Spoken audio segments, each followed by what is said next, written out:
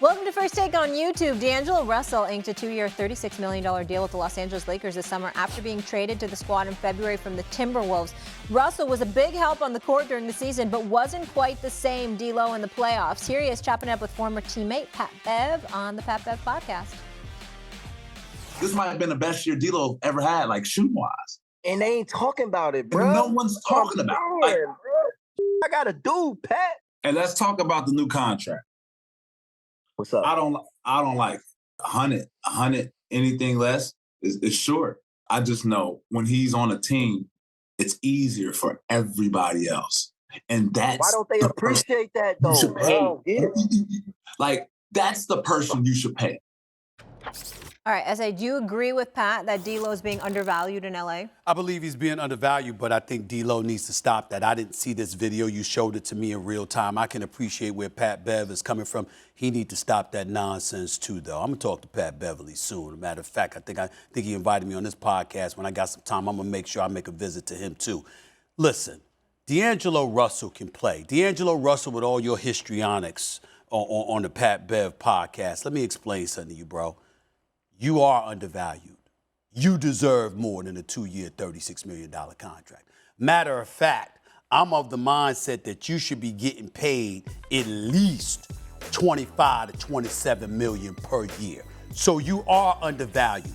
When you talk about $100 million, though, Bev and D, the fact is you're usually talking about over a 3 or 4 year period, or in some cases even 5. If it was a 5-year deal and you were averaging about $20 million, I'd still think you underpaid because, again, I think you deserve about $25 million a year, okay? But if you're talking year to year in terms of a contract, I think based off of what we saw, let's say, for example, a 3-year, $75 to $80 million deal, D'Angelo, I think you deserve that, averaging 17 points a game in the 17 games that you played with the Los Angeles Lakers, bringing a level of stability, being able to shoot, being able to ball, that's fine. So you deserve that. My problem with D'Angelo Russell is this, though. When's the last time we saw you, bro? You have any idea how god-awful you were? 8 points, 10 points, 3 points, and 4 points in a 4-game sweep at the hands of the Denver Nuggets, the eventual champions.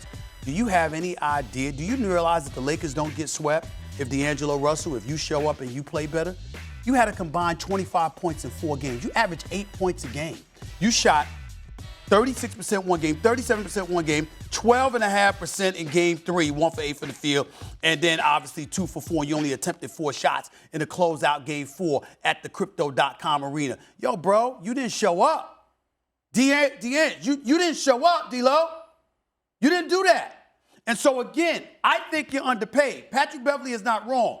But I don't want to throw the $100 million out there. Let's go per year.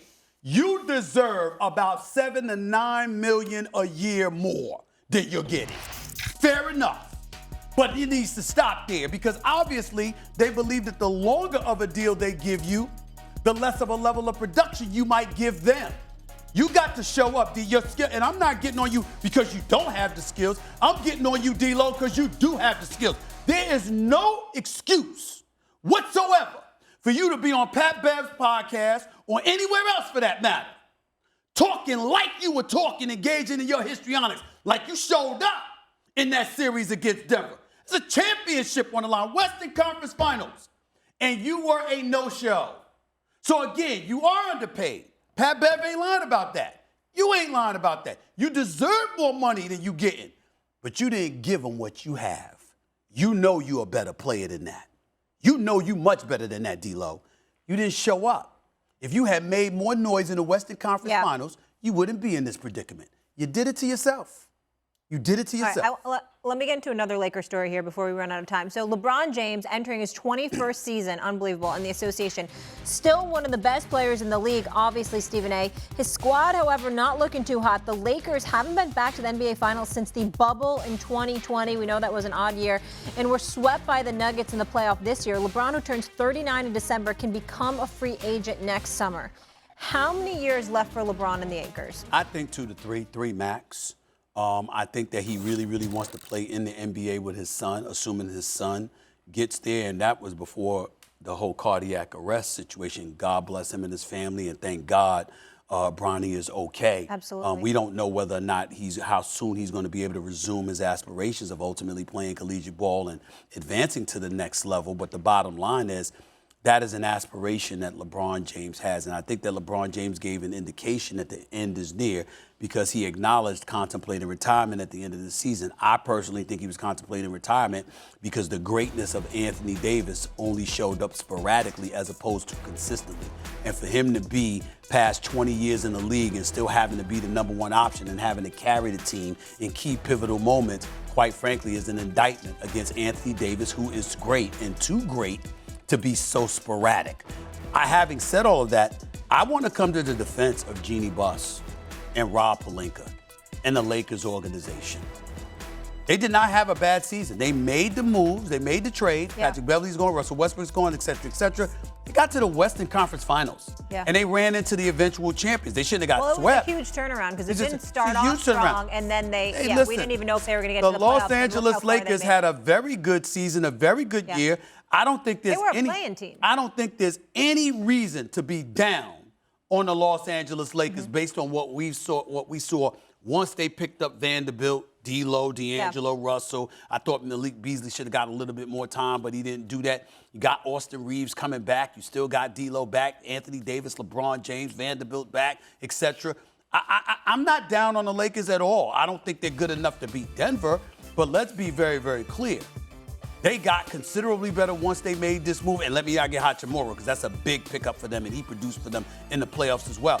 I got a lot of faith in the Lakers, and I think Jeannie Buss and Rob Pelinka and those guys deserve a lot of credit for what they ended up pulling off. They were more successful than the Clippers, and the Clippers got Kawhi Leonard and Paul George. Yeah, well, they were dealing with a lot of injuries. And Russell Westbrook. Yeah, we understand that. And Russell Westbrook. But by the way, I'm happy Russell Westbrook stayed there, got a new contract, stayed there the whole bit, because the Clippers need him. But Lakers, they're relevant. Absolutely. They're relevant. Yep. And you could wear that to a Lakers game, too, not just a Steelers. That's so you're right. good to go. That's right. Just press it. That's right. Thanks for watching. Be sure to watch First Take Monday through Friday, 10 a.m. on ESPN. Be sure to check out more exclusive First Take debates on YouTube. Appreciate you guys. See you in the morning.